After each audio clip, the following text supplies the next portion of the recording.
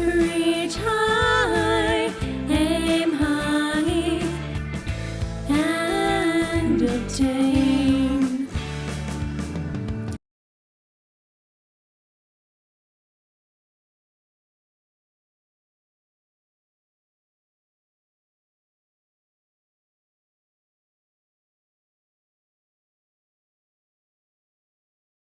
So there is our basil, and we are going to harvest it now to make our basil Pesto. that we've turned into a pasta. Oh no. Sauce. You can smell it. Oh, I can smell it. It's very fresh.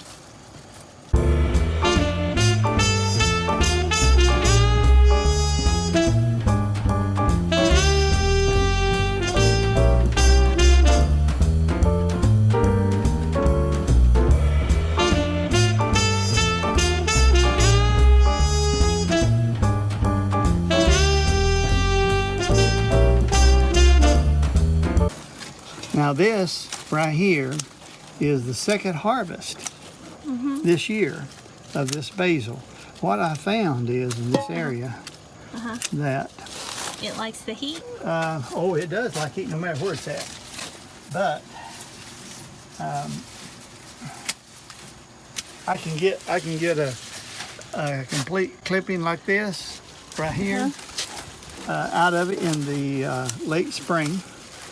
And then if I put it in the greenhouse, we got a small greenhouse here. It's real small. You can see it's small. Yeah, I need to do the video on how he put together this greenhouse. And you can see that It flourishes. you put it in here when it gets real good and hot. Make sure it gets plenty of water. Well, you saw how this thing just took off.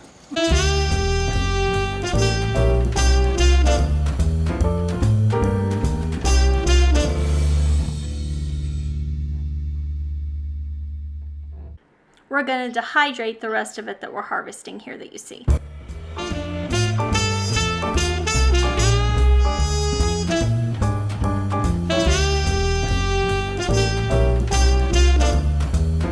of you that don't know, that black part sticking down is our drip system. Oh, yeah. And that's how we're making sure everything stays water, is we have a drip system installed in here. Yeah. And it's on a timer, so it waters for us. That's exactly right. I told Dad when we did this, I wanted an automated greenhouse as much as possible. There we go. Right? Okay, yes. Okay, here we go. Now, you see these stalks that are left in these Grow bags? yeah, they're no good. They won't do anything, won't come back next year or anything like that. I've tried it before. They don't do well, and it's a waste of my time. Now you see this right here? That's carrots. I was about to say that looks like a carrot top.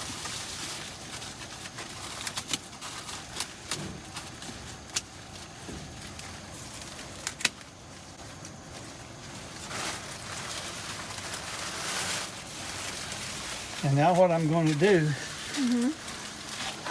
now that I'm getting all this Basil. basil I mean, out it of looks like here, a big bouquet. I'm going to pull all these grow bags out and get them ready for next year. I think we need a big bowl. I might even. Oh, we're starting to lose some. You can't keep them on the branch. Yeah, I know we can peel them in the house, but I'm just trying to get it to the house So it'll be easier. so we can stand at the countertop and take care of business. Yeah.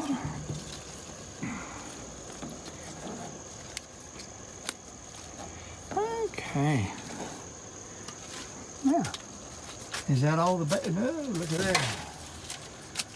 Another stalk of basil. That stuff smells so good. Yeah. Basil is so good for you. It's delicious. You can see how much we got. Here. So we've got this in our sink, and we're going to start washing these really well and pushing them down in the bowl. And then over here to the side, I don't necessarily like to think it's plastic, but I have yet to find one that is glass and stainless steel where we can put our basil when it's rinsed. And what we will do is get this all very well rinsed. Best part is it was in the greenhouse, so it's not as big of a deal, huh? And put this in here.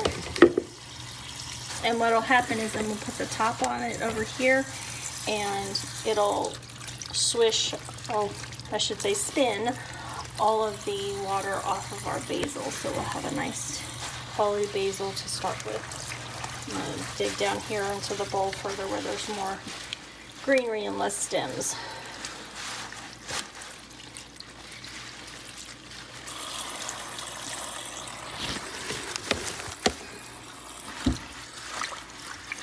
You can smell how fresh it is, huh? Oh, it is. It's so aromatic. Very aromatic. And that's a nice harvest, too.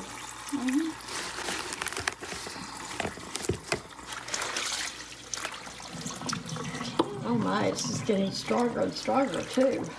Well, it's because I'm pressing on it, so it's releasing more aromatics. Okay. Okay. And then we're going to put our lid on. Still trying to find one that's stainless steel or glass together. And haven't. If anybody knows where to get one, let us know. I know, I found one that had a stainless steel up to a point, but then the basket inside was still plastic. I was so disappointed about that. Okay. And then we can lift this up. You can see Wow. it's still what a- draining. Pour that out. Spin it some more.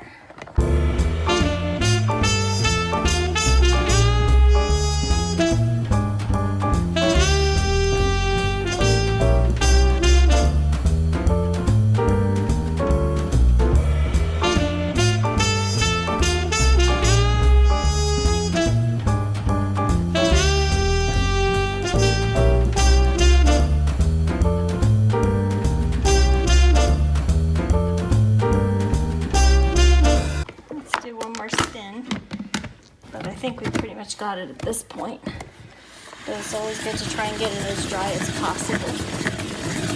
So you don't want to water down your sauce. Yes, exactly, right?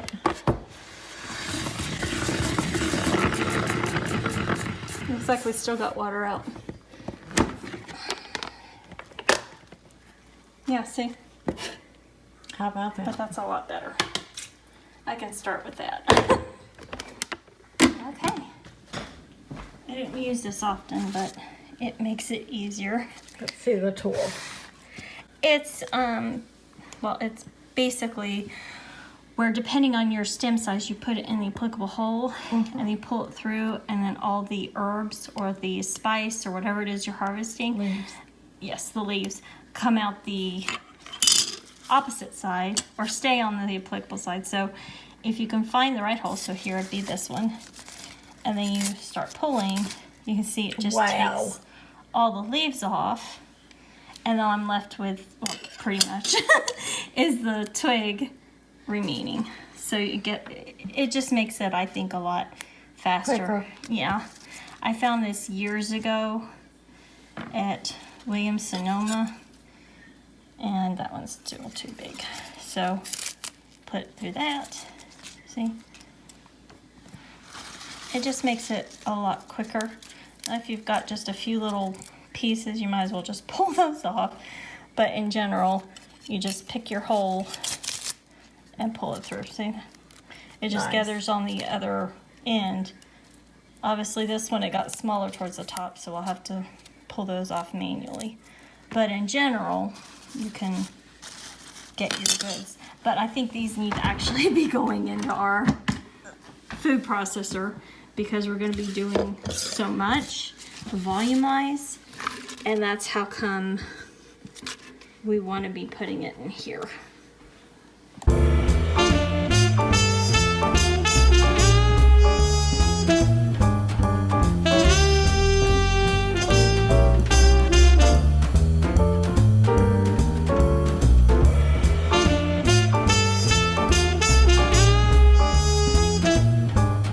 Now you can see here the volume that we have, and we purposely kept pushing this down because we like a really thick, flavorful basil. So you can see this is the large size container for the Basil. I believe this one, yeah, this one up at the top line here is the max line, which is 16 cups. So we have more like 10 cups in here, according to the thing. But this is before chopping. And realize that once you start chopping this, your volume's gonna compress down. So do bear that in mind when you're doing this. And then what we're doing here is we're snipping off the top end of 4 garlic cloves. Because what we're going to do, and I love this little thing, is put this in my peeler so that you can see here, it's now peeled. Isn't that wonderful? I love that. I found this tool years ago, and any of you that have, oh, there's an extra one. That's so tiny though, it won't be a problem. But any of you that may have seen my garlic lamb sauce recipe, see that's perfectly peeled, knows I like quadruple the sauce recipe in that. And it requires that I have so many cloves of garlic to make the sauce, and the sauce is just, oh my goodness, we love that garlic sauce. There's another one. And I found this tool and it just changed my world because it was always taking me so long to peel the garlic, and then from peeling the garlic to getting it, because let's be frank, I was doing 40 pieces of these. So when you're having to do that many in one go, to have any kind of tool that makes it easier, look at that. I got all the pieces to come out now. You can see that it just peeled it all. So we are doing, we are doing 4 of these cloves. So now I have that in there. And then we need to add our Parmesan Reggiano. And because it requires so much, we have a bag here of our Parmesan Reggiano that we're just gonna put in there, because technically it's supposed to be grated, but by putting it in with our basil and everything, it will actually grate itself. Now I do like to take out this little bit of crust because it's kind of like a wax in my opinion, and we don't want to be putting the wax in our food. So I always cut this off as best I can, so that way I've got a good clean piece, and then chop it up just a little bit so it's not too much hardness on the machine. And let me cut that down just a little bit more. I still think that's a bit big. Okay, put that in, and then this one, it didn't have any crust, so we can just over it chop it up just a little bit. And you can see it's pretty pliable because the house is kind of hot today, to be frank. I don't know why, but it feels very, very hot inside today, so that makes it perfect for bringing things to room temperature quickly, like our beautiful cheese here. And I see just a little bit on the crust there. I want to make sure I get. Okay. And then a cup of either avocado or olive oil is what we're going to add to this because we're doing so much. And put that in there.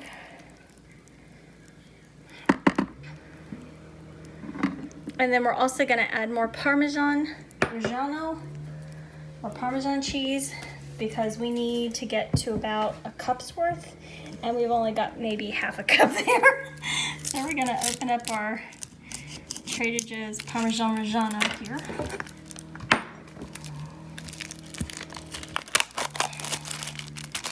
And again because the house is so hot. Look at that. It just came off.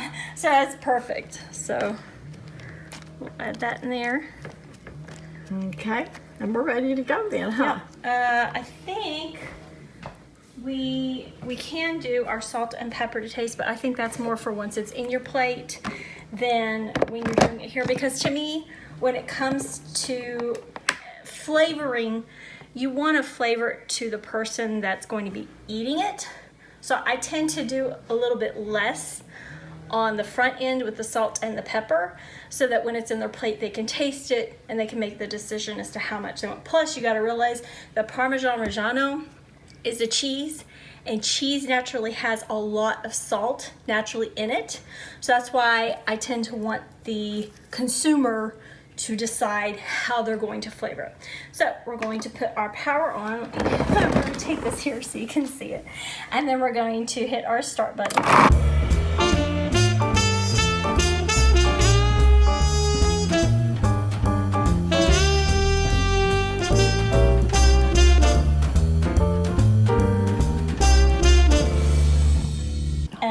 I'm purposely bringing this out. Now, there are those of you that may want, let me bring out my scraper here just a little bit. There may be some of you that would like a little bit more crunch to it and a little bit more of a cheesy flavor. And for those of you that want it, I have found that pine nuts are awesome for doing this. Sadly, we don't have any on hand today, but you can also do cashew nuts. And if you do that, you would want to do about 2/3 of a cup in with this. And I also have a migrainer visiting today. And according to Angela Statton's book, she says to avoid things like cashews because they turn into pure sugar in the body.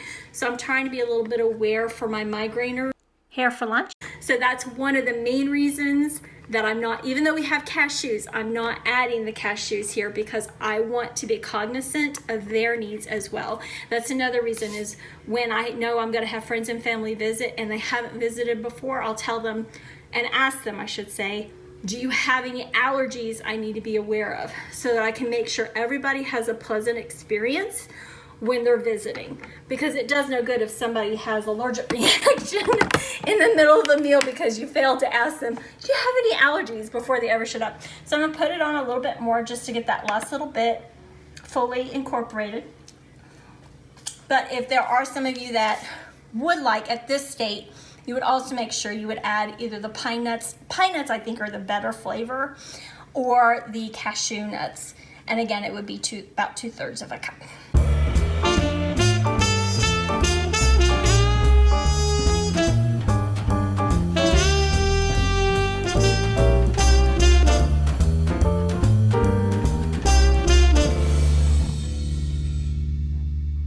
So we're going to turn that off, and you can see there's a really nice pesto color.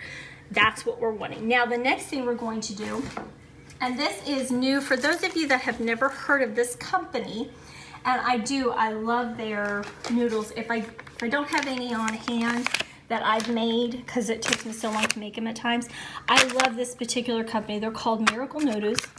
Excuse me, Miracle Noodle, and I always make sure I get their organic particular noodles, whichever one I'm doing. They also have rice replacement using the same ingredients. But what it is it's mainly a protein food item, because let me turn one upside down for me so that you can read it and I can read it to you. But basically, it's a guilt-free way to enjoy your favorite pastas. It's made from 97% water and 3% plant-based fiber. So it's going to be very filling, but at the same time, it's very hydrating too. So it's the equivalent of being able to have pasta for those of you that are gluten-free and be confident in what you're eating being safe. And I love that fact. But what I really, really love is the fact I'm getting so much protein and water in a single item before I've even added in anything else. And that to me is a huge thing to have. And because of that, that means I'm giving great nutrition to the friends and family that are potentially going to be eating this particular basil pesto pasta dish. And you can also see here, it's free from gluten dairy, grains, soy. It's got 0 fat, sugar, and sodium. Get that, 0 sugar, fat, and sodium. How many items say that? It's plant-based, low calorie, it's keto and paleo, and it's certified vegan. So that's one pasta that can pretty much, and I've had these before. I do enjoy. Now I will acknowledge there is a slight texture change that there is a little bit of an accommodation to, but it's not huge. And that way you can still have that very filling pleasure of any pasta that maybe you've been missing. Maybe you like a good Alfredo pasta, which I happen to love a good Alfredo pasta. And this is a way of me being able to have the pasta. I may be tired that day. I don't want to necessarily make my noodles if I ran out of them in the freezer. And this is a good workaround. Let's open this together. And, oh, it's got a little packet inside. It's been a while since I had these on hand. And there should be a tab here. Oh, there it is. There's a little tab here. I hope you can see that. And you just pull it open. And then we're going to come over our sink. And we basically are going to pour this in because this is actually in liquid. And you want to drain off the excess liquid. Okay, so there's the first one. Let's do our second one here. And it's not in a huge amount of water, but that water is what's used to preserve it. Each bag is 2 servings, and you just want to do a brief rinse. Again, we're doing it in our filtered water, and it's just a quick rinse. Okay, shake that to get rid of the excess water. Okay, and then we're gonna take this over to the stove and we're gonna heat this up and at the same time get it more of a noodle consistency. We are going to turn on our eye. I'm purposely having it on a lower eye and I'm gonna turn it down to about medium heat because they said here on the instructions, and let me pull this over, for the best results, you either can microwave it. I don't believe in doing microwave, so we're ignoring that. But for best results, add to a heated pan to dry, then heat in recipe for 5 minutes. So that's what we're gonna do. But since our basil pesto has so much oil naturally in it, I'm gonna use that to kind of coat the bottom of my pan. And at the same time, it'll help flavor my noodles while I give them that sauteing. So we're going to add our noodles and we're gonna start cooking these. I'm gonna set myself a timer for 5 minutes.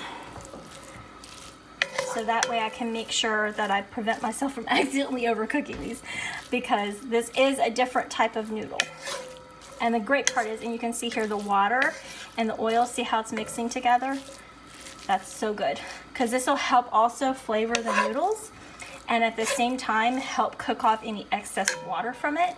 So our sauce will have a better consistency and grab onto the noodles in a better manner and really good too.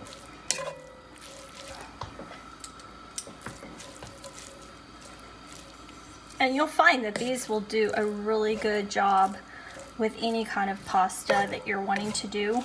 It'd be nice if they made, you know, like lasagna noodles. Right? I would like to make that suggestion to the company. Lasagna noodles. Okay, so we have about less than a minute left on our timer. And you can see there's quite a bit of steam now that's occurring because obviously the water that's in the noodles is reacting with the heat of the pan. And so this is really turning out good. And I can smell that just a little bit of sauce we put in there to kind of lubricate things is coming up and it smells so good. So really good actually. Okay, and then what we're going to do is in less than 18 seconds, we're going to add our sauce to this. Turn off the eye because we're using a cast iron skillet. They tend to maintain heat. And we'll turn it off and integrate the sauce with the noodles.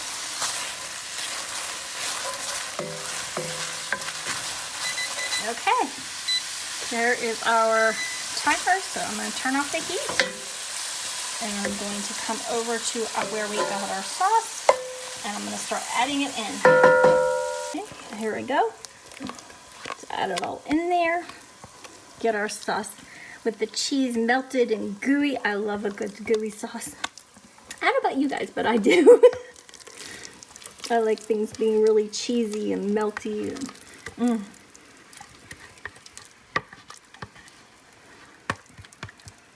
we go.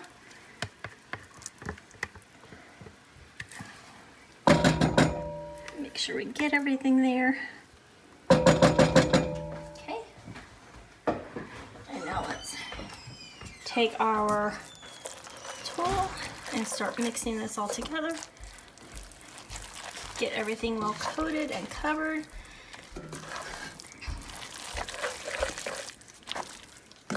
I think I'm gonna need to switch tools.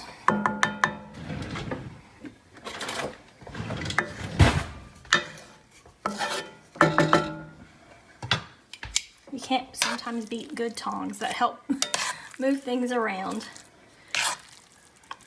And I feel like I need that with the way that the noodles are just a little bit sticky. Much better, right? Yes. Sometimes just can't beat having some good tongs. I love these too. Because they're stainless steel, but they have a little bit of a silicone grip to it. So my food's not getting silicone in it, but at the same time it's giving me a non-slip grip, which has made like a huge difference multiple times. Okay. Okay, and there we go. So now we can just literally grab a tong amount and put it in a plate. Okay, let's put that in the plate. Once the pasta has been plated that you've initially created, this is where we love to add small organic tomatoes, either cut in half or whole, which I love to do, as you can see in the picture. Usually it's about a handful per plate, and then we top it with the Parmesan Reggiano. Then we're going to take some Parmesan Reggiano, shred it on the top. I don't know about you, but I love a good amount of Parmesan Reggiano. So this is, even though there's not really meat per se in it, it is high protein and water, which is shocking, and full of fabulous nutrition from our garden. That is extremely fresh. That's fantastic. Daddy is eating our pesto basil pasta. How is it, Daddy? I ain't get ready to taste it. Just hang on. Oh God, that's good.